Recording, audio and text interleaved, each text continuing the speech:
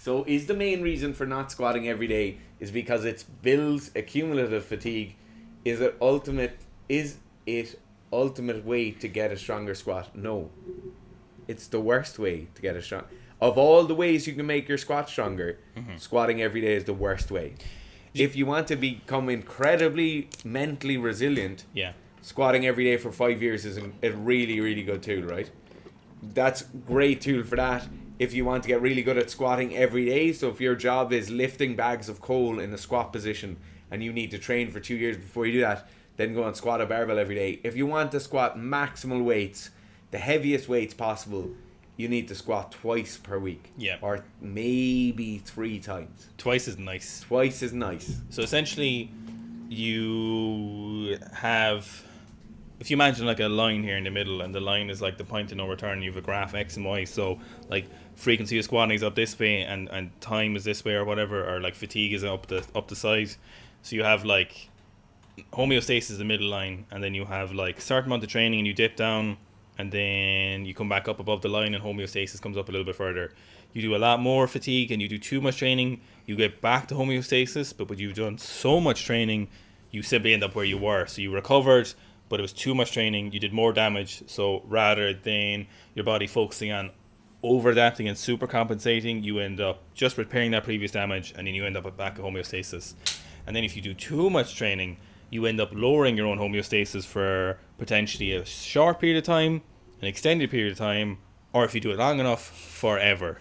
And so you always want to be the first one. So you want to be homeostasis, you do some training, you do enough training, whatever that means, usually twice a week for squats for basically everybody, and then you do enough, and then you come back up above that line, and your homeostasis is a little bit higher now, and then you do a little bit more, and you come up and over, and that's over the period of years.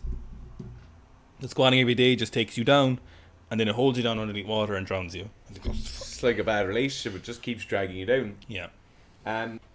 Omar Muhammad asks, should you go as low as you can in a high bar squat, or is below parallel just fine? When I go ask to grasp my position on the up is worse in comparison to just below. Thanks.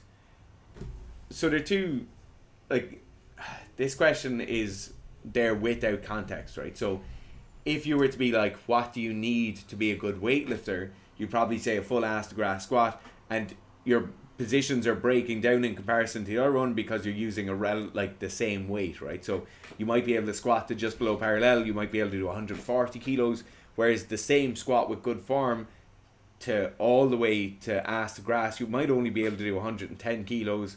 If you're training for weightlifting, you're probably better just to do the 110 kilo ass to grass squat. But if you're like a rugby player or a football player or a hockey player or somebody who just wants to lift big heavy weights, below parallel is perfect. Like, just go to below parallel, get as strong as you possibly can. So that's it. I'm wondering what your application is more than anything else. Are you sliding off the seat from sweat? Oh my god, I'm sweating so much. I have a sweat patch under here that I'm trying to hide. They can see it. They can see it. Like, the B is a good question. So you said your best estimate at the general population into lifting who can hit a 200 kilo ass to grass high bar back squat. I would say more than when we taught the 120, 150 when we did that for weightlifting. I'd say maybe like 1 in 5 lads. Oh, you don't think so? I've had a thought on this. Well, go on. So when I give my numbers, I think about people who train. Yes. So like people who train, who are into sport, who play sport. Yeah. Whereas if you walk down the street and you see the lads walking down the street who clearly don't train and clearly aren't sporty, none of them will be able to. But if you've had like a fairly sporty upbringing and you're kind of athletic, I think probably more than 1 in 5 will be able to, if they really concentrated. But he said general population. General population, you're talking about 1 in 20, 1 in 30 would be actually able to if they trained hard. Yeah, that's true.